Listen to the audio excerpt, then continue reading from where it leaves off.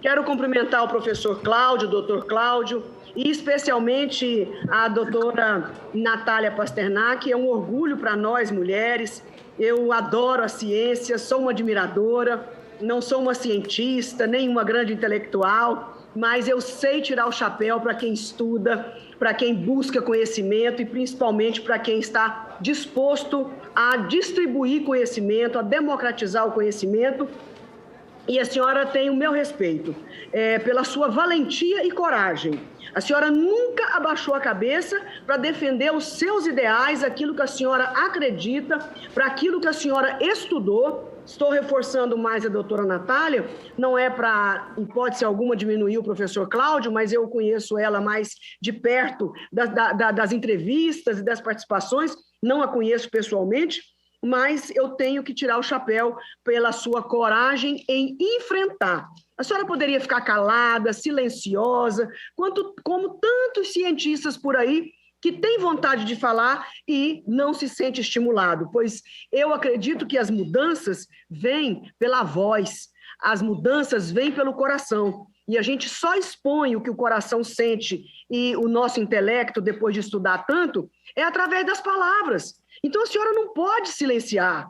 Esse fato e essa acusação de que a senhora é contra o governo, me desculpe o senador Jorginho, meu queridíssimo amigo, nós somos parceiros em tantas lutas no Senado Federal, mas não é justo fazer isso com a ciência, não é justo fazer isso com quem grita por nós. Ela poderia ter ficado silenciosa. Se ela e outros ficassem silenciosos, quantos mais milhares de brasileiros poderiam ter morrido? Se nós, colegas senadores, tivéssemos nos silenciados, quantos mais deveriam ter morrido? E a imprensa, se a imprensa tivesse silenciado? Então é um conjunto de pessoas com espírito público que não tem nada de pessoal. Eu acabei de contabilizar, colegas, quantas matérias, como senadora, eu votei a favor do governo, matérias enviadas pelo governo através de medida provisória. Eu votei 100%, não foi 90% não, foi 100%. Por quê? Porque as matérias enviadas eram boas para o Brasil. Eu julguei que eram boas. Bolsonaro nunca me ligou pedindo um voto numa medida provisória. Com relação à pandemia, eu sou totalmente o contrário. Então, de que lado eu sou? Eu sou Bolsonaro ou eu sou oposição ao Bolsonaro? Estou querendo fazer esse comparativo para defender e proteger a doutora Natália. De que lado eu sou? Eu gostaria que, então, alguém me dissesse se eu sou Bolsonaro ou se eu sou contra o Bolsonaro. Votei 100%, fora as outras matérias de interesse do governo, projetos de lei, como a independência do Banco Central, como os depósitos voluntários, como a mudança do câmbio, como o decreto dando limite imensurável para o governo gastar na pandemia, com confiança total, votei tudo a favor. Mas na pandemia, senador, faça-me o favor, nós não temos como mais. Eu estou assistindo aqui desde cedo, emocionada, indignada, triste e com toda franqueza, com vontade de chorar. E olha que eu não sou mole, viu? Vontade de chorar, de ver as perspectivas dos próximos 2 meses, de morrer mais 150 mil pessoas. Quando eu me alterei um pouco na sessão de ontem, falei um pouco mais alto e mais forte, é que eu não sei mais o que responder para as pessoas. As pessoas ligam perguntando, e as vacinas? Vocês estão arrumando vacina para nós? E aí, que dia vai parar de morrer gente? O que nós vamos fazer? Nós não temos mais respostas. Nós não temos mais resposta para dar. Nós não podemos inventar respostas. Cadê a vacina dos professores? Nós precisamos voltar os alunos para a escola. Eu quero aqui propor a vinda de um técnico especializado do Banco Mundial que fizeram uma pesquisa fantástica, demonstrando o empobrecimento das nações, especialmente América Latina e Brasil, em consequência da falta às aulas. É alguma coisa de te deixar desesperado. Essa CPI tem que investigar, sim, os prejuízos econômicos atuais e futuros que o Brasil terá em consequência das inconsequências praticadas no combate à pandemia. Eu vou fazer 3 perguntas objetivas, por favor, para os nossos convidados. Número 1, doutora Natália, me diga de onde saiu a receita inicial da cloroquina e ivermectina? Que mês foi isso? De onde saiu? Essa recomendação foi de algum lugar. Eu gostaria de saber o mês e de onde foi. Por quê? Conjecturas, eu sei que são importantes e tentativas são importantes. A partir desse dia, doutora, que dia ficou constatado pela comunidade científica internacional de que cloroquina e ivermectina não era mais a solução? Que mês foi isso, mais ou menos, para que a gente tenha uma ideia de onde saiu, que dia foi extinta, para nós vermos o período que ainda se insiste com uma coisa vencida. A população brasileira tem que ver. Não, sugeriu no início? Sugeriu, foi sugerido sim. Até eu tomei isso, aquilo, tudo bem. Depois disse, não tomem mais, porque isso não vale, não adianta, ainda faz mal. Para a gente ver o período que ainda se insiste em receitar cloroquina e ivermectina, porque a população tem que saber sobre isso. A segunda pergunta. Imunização de rebanho. Por favor, professores, doutores, explica para nós o que é imunização de rebanho, porque rebanho a gente conhece muito, é gado, né? É boi, é vaca, mas existe essa expressão, eu sei que existe. Então é importante a população entender o que é imunização de rebanho e se ela, em algum momento da ciência, é importante. Se ela é usual em algumas circunstâncias e em outras, não. Essa é a segunda pergunta. A terceira é o seguinte.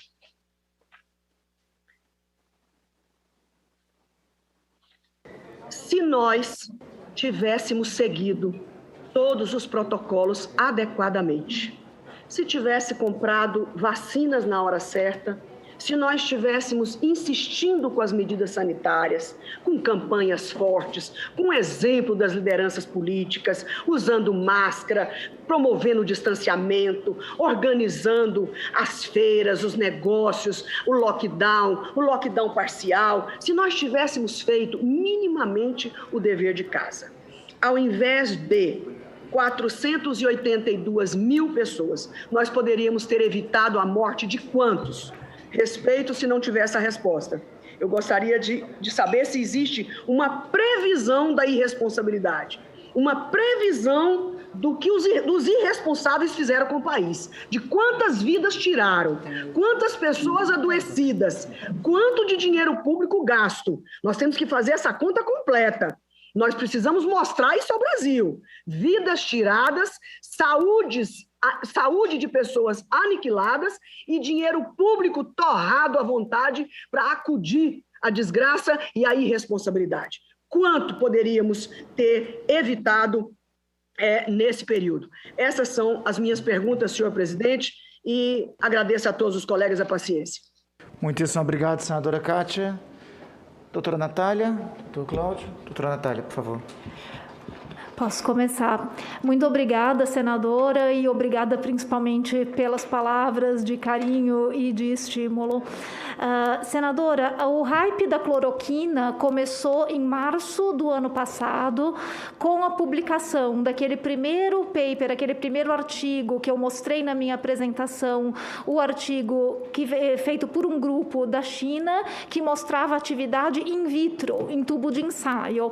E, em seguida, uma publicação do famoso paper de Marsella, que foi feito pelo grupo do professor Didier Raoult, e que foi um paper extremamente criticado, um artigo científico extremamente criticado pela comunidade científica por ser carregado de falhas metodológicas e suspeita de fraude.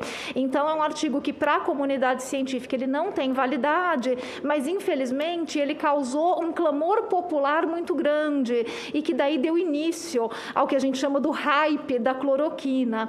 E em junho e julho de 2020, a gente já tinha respostas suficientes de outros ensaios que foram feitos para testar a cloroquina e que já mostravam que ela não tinha plausibilidade biológica para funcionar e que não efetivamente funcionava em diversos estudos clínicos. Naquele tempo, inclusive em junho de 2020, eu publiquei com diversos colegas médicos uma nota técnica que está no meu site do Instituto Questão de Ciência, mas eu trouxe aqui impressa também para deixar com o presidente da comissão. E nessa nota técnica, já no meio do ano passado, nós já indicávamos, ela foi assinada por mim e por um grupo de médicos, com experiência em testes clínicos, inclusive, e essa nota já indicava vários trabalhos, nós fizemos a compilação de vários trabalhos, várias publicações que já existiam naquela época sobre a cloroquina, mostrando que não era um medicamento adequado para a Covid-19. Então, nós temos informações suficientes desde meados de 2020 para não indicar a cloroquina como um tratamento médico. A ivermectina, eu vou pedir para minha equipe me enviar os dados exatos de datas, porque esses eu não tenho aqui de memória, mas a ivermectina também veio de um ensaio in vitro que foi conduzido pela Universidade de Monash, na Austrália, e que também mostrava uma suposta ação antiviral em tubo de ensaio numa concentração que seria muito alta se fosse transposta para as células humanas, então não seria uma concentração muito tóxica. Infelizmente, isso também deu origem a um hype, onde se propagou uma noção popular de que existia um medicamento promissor para a Covid-19, e daí, principalmente aqui no Brasil, isso acabou ganhando muito corpo e o remédio ficou bastante difundido na nossa sociedade. Sobre a questão da imunização de rebanho, senadora... Só um minutinho, doutora. Então, essa decisão, essa consciência científica, ela foi nacional e internacional de que a cloroquina e a ivermectina, desde por volta de junho, julho do ano passado, não eram mais eficazes para o tratamento de Covid, é isso? Nacional e internacional.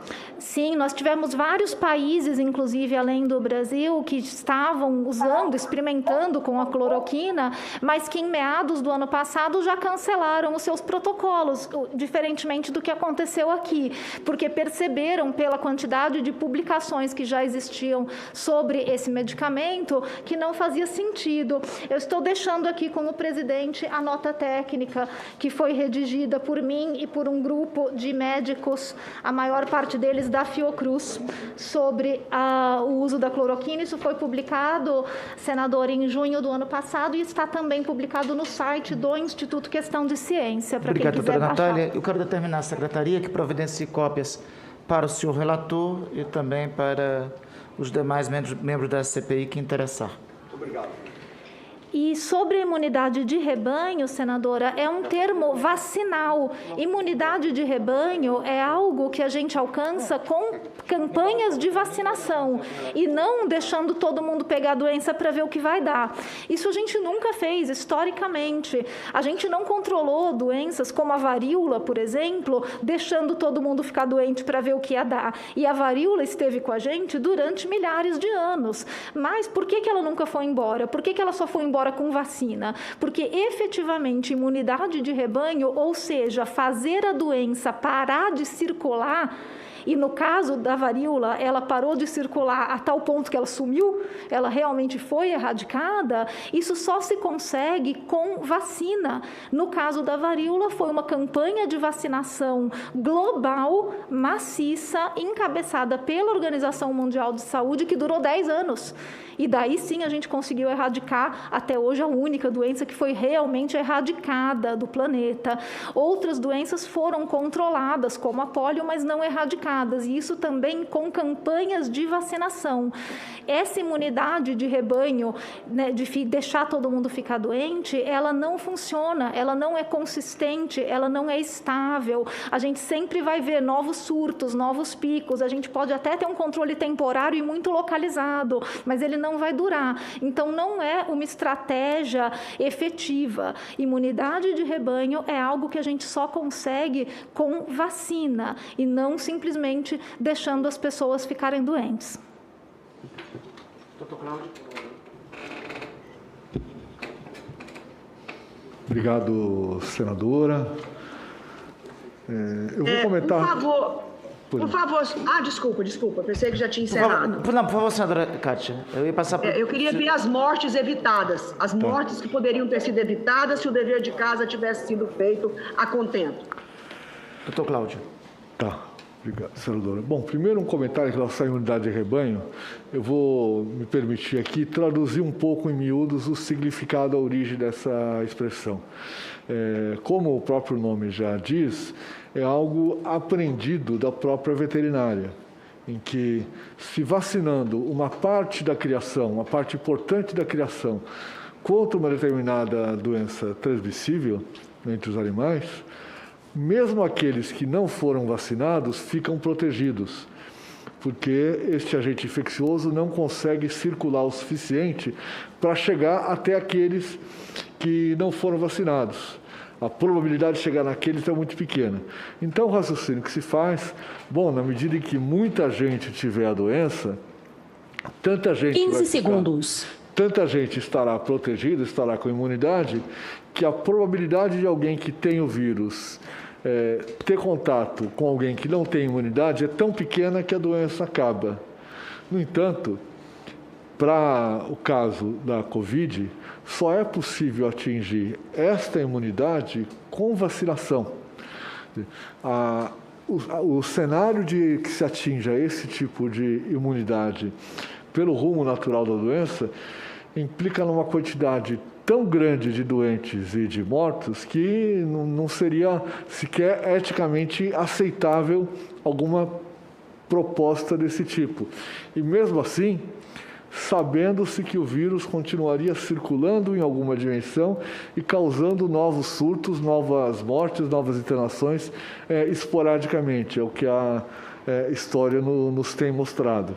Então, para que nós atinjamos aquilo que a gente tem usado na saúde pública como a transposição desse termo da imunidade coletiva ou a imunidade populacional, nós precisamos de vacinação, e vacinação em larga escala. Em relação ao número de mortes que poderiam ter sido evitadas, é muito difícil falar em números. A gente tem um mínimo do que poderia ter sido evitado, cálculo feito pelos epidemiologistas da Universidade Federal de Pelotas, de que caso tivessem sido fechados acordos mais precocemente, mais tempestivamente com o Instituto Butantan e com a empresa Pfizer, nós teríamos evitado algo em torno de 80 a 90 mil mortes no país, sem nenhum outro tipo de ação. Certamente, se nós tivéssemos tido alguns períodos de confinamento, uma boa campanha de comunicação, medidas no campo da economia, no campo social, adotadas tempestivamente, de forma coordenada, nós teríamos um número de mortes muito menor. Não sei se alguém já fez essa estimativa de uma forma científica, mas se a gente fosse pensar em grandes números, em ordem de grandeza, é possível estimar que nós tivéssemos metade dessas mortes evitáveis.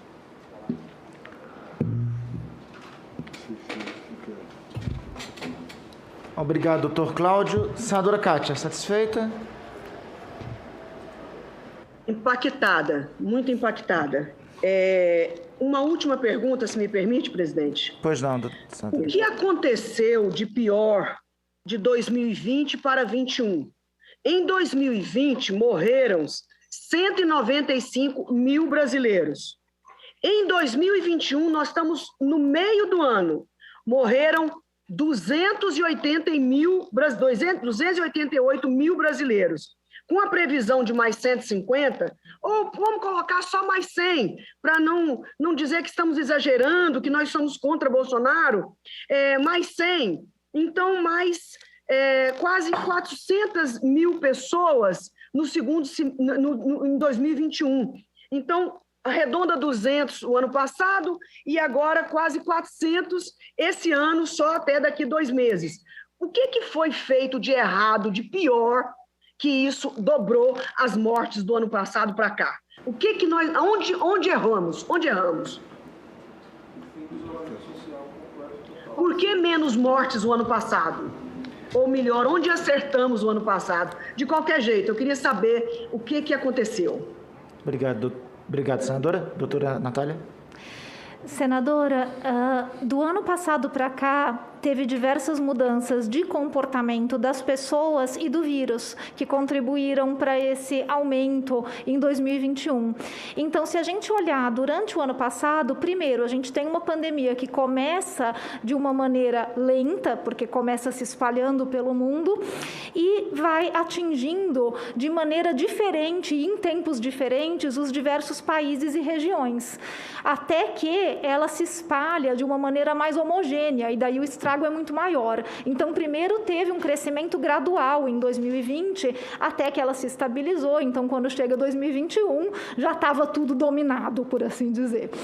E outra coisa que acontece é que, com a pandemia correndo descontrolada em vários países, a gente tem o surgimento de novas variantes do vírus. E isso é normal, isso faz parte da evolução do vírus, da fisiologia dele. O vírus vai se adaptando melhor a nós, ao hospedeiro, com o tempo. E essas adaptações, elas surgem com mutações bastante específicas, que vão sendo selecionadas porque elas trazem vantagem para o vírus.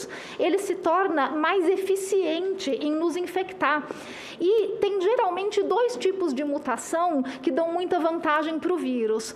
Uma que dá mais afinidade pelo nosso receptor celular. Então, é como se o vírus, naquele esquema de chave e fechadura, que ele tem a chave que abre a fechadura da célula, quando ele faz o primeiro pulo do reservatório animal para humano, essa chave, ela abre mais ou menos, né? Mas abriu, entrou, e o vírus consegue, então, infectar a nossa célula. Mas ainda tem lugar para ele melhorar. Dá para ele melhorar essa chave, dá para ele rodar melhor essa chave ali. Então, tem espaço para mutações que podem trazer vantagem para o vírus se ele conseguir fazer um encaixe melhor.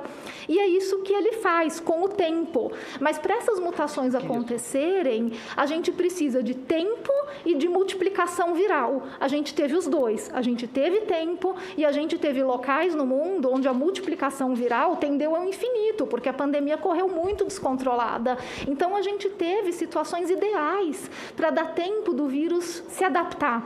Outra mutação que também acaba sendo muito vantajosa para o vírus é se ele escapa do nosso sistema imune, se ele escapa das nossas defesas, sejam essas defesas geradas por uma infecção prévia ou por vacinas. Se ele consegue escapar, ele está na vantagem. Então, esses dois tipos de mutação são os tipos que mais apareceram nas famosas variantes do vírus, que estão aí circulando pelo mundo, e que tornam o vírus mais eficiente. Se ele é mais eficiente, ele é mais contagioso, ele vai chegar em mais pessoas, então ele se espalha mais rapidamente. Se ele tem um ligeiro escape de sistema imune, ele também se espalha mais rapidamente. Outra coisa que mudou, infelizmente, é que o controle dessa pandemia depende do comportamento de pessoas, porque ela passa de pessoa para pessoa. E, infelizmente, em 2021, a gente teve momentos de uma adesão às medidas restritivas muito menor do que alguns momentos em 2020. Então, isso também se reflete na propagação da doença, porque se as pessoas estão, e até compreensível, exaustas, cansadas, frustradas, elas vão aderindo menos às medidas de prevenção. E se elas estão iludidas, achando que tem curas milagrosas, menos ainda. Então, a gente acaba tendo uma maior circulação do vírus. Essa circulação, motivada pelo comportamento de pessoas, por estarem desinformadas, ou por acreditarem em curas milagrosas, e junta-se a isso, então, a própria evolução do vírus com o surgimento de variantes que também são mais contagiosas e mais eficientes em nos infectar, a gente tem um cenário onde o que era ruim ficou pior. Antes, doutor Cláudio. Bernadette Moreira pergunta-me pelas redes sociais se dava para colher, aproveitando as honrosas presenças de vossas senhorias aqui nessa comissão, as suas impressões sobre o fato do Brasil sediar a Copa América depois das veementes recusas do Chile, do Equador e da própria Argentina. O que vossas senhorias acham disso? Tá. Eu só queria fazer um comentário breve em relação à explanação da Natália. Quer dizer, isso que aconteceu no mundo inteiro aconteceu com cores mais vibrantes no Brasil. Vamos nos lembrar, em relação ao primeiro movimento. Quando a epidemia entrou no Brasil, ela entrou por algumas capitais, principalmente aquelas que têm mais conexão internacional, São Paulo, Rio de Janeiro, Ceará e Manaus, e foi se espalhando aos poucos para o interior. Naquele momento, meados do primeiro semestre do ano passado, ainda houve atitude de alguns governadores, alguns prefeitos, de fazer restrição à movimentação de pessoas, ao funcionamento de diversas atividades, e aquilo funcionou, aquilo segurou um pouco. Quando nós tivemos, no fim do ano, uma flexibilização ainda maior, a epidemia já estava espalhada pelo território nacional inteiro. É como se ela já estivesse semeada em toda parte, e aí foi só bater a chuva que nasceu em toda parte. Então, isso explica, em grande parte, essa intensidade no início desse ano. Além disso, as medidas que foram, ainda que precariamente adotadas no ano passado, não foram adotadas neste ano. E vamos olhar para a cronologia. Nós tivemos um auxílio emergencial que durou até dezembro do ano passado. E nós ficamos 4 meses sem auxílio nenhum. Não acredito que seja apenas coincidência que tenham sido justamente neste período que houve o maior crescimento da transmissão e do número de mortes. Em relação à Copa América, acredito que ninguém da área de saúde pública, ninguém em sã consciência, se colocasse a defender a realização de qualquer atividade que reúne gente numa situação cataclísmica como nós vivemos do ponto de vista da transmissão. Outros 2 países se negaram por razões diferentes, até talvez por mais bom senso, e não estão em situação pior do que a nossa. É uma coisa beira a insanidade que um país que hoje tem sido aquele que ostenta maior número de mortes diárias por uma doença, por uma grande epidemia, traga para si eventos que reúnem pessoas de origens diferentes e que, sabendo que não é possível conter completamente a transmissão. Então, me parece uma atitude insana. Por favor. Se puder só fazer um adendo, porque eu recebi uma mensagem do professor Pedro Halal aqui pedindo que eu desse os dados que ele publicou na Lancet, de que 3 de cada 4 mortes teriam sido evitadas se o Brasil estivesse na média mundial de controle da pandemia. Ou seja, quando atingirmos 500 mil mortes, isso quer dizer que 375 mil mortes poderiam ter sido evitadas com melhor controle da pandemia. Esses dados são do professor Pedro Halal, ele pediu que eu compartilhasse aqui. Obrigado, doutora. Obrigado, doutora. Senadora Kátia. Presidente, por último agora, para encerrar, eu pergunto aos dois. Eu pergunto aos dois. Imagine que nesse momento, no dia 11 de junho, vocês recebessem do presidente da República o poder de mando para resolver o problema da pandemia nos próximos 30 dias. O que vocês recomendariam aos governadores, aos prefeitos, ao próprio governo federal? O que seria efetivo, objetivamente? Eu sei que não é assim, isso, mais aquilo, é um conjunto. Mas vocês teriam esses 30 dias para agir. Qual seria a prioridade de vocês para ajudar a conter essas 150 mil mortes que poderiam vir nos próximos 60 dias? Liberdade total do governo e do Congresso. O que fariam? Por favor. Obrigado, senador Cátia. Eu peço à doutora Natália e ao doutor Cláudio também, só para procurar objetivar nessa resposta, para a gente poder prosseguir com os próximos colegas senadores. Doutor Cláudio? Bom, neste cenário idílico, né, em que fosse dado às pessoas, aos cientistas, às pessoas do ramo, para tomar decisões, eu vou resumir em apenas 3 aqui. Certamente haveria uma infinidade delas. A primeira seria lockdown. Lockdown, interrupção, por 3 semanas, de todas as atividades que não são consideradas absolutamente essenciais para a manutenção da vida das pessoas, seguida de rotinas de rastreamento, testagem e isolamento. A segunda, obviamente, a vacinação, a busca de mais opções de vacinas de forma rápida para atingir as pessoas, já que velocidade é um componente muito importante na resposta à epidemia. E a terceira é a comunicação, quer dizer, campanhas intensas tratando quais são os comportamentos seguros para as pessoas, quais são as atividades seguras e de que forma se prevenir. De maneira bem sucinta, é isso. Cláudio, doutora Natália. Cláudio já disse tudo. Obrigado. Obrigado, senadora Kátia. Pois não, senadora. Obrigada, presidente, e obrigada aos nossos convidados pelos esclarecimentos maravilhosos. Muito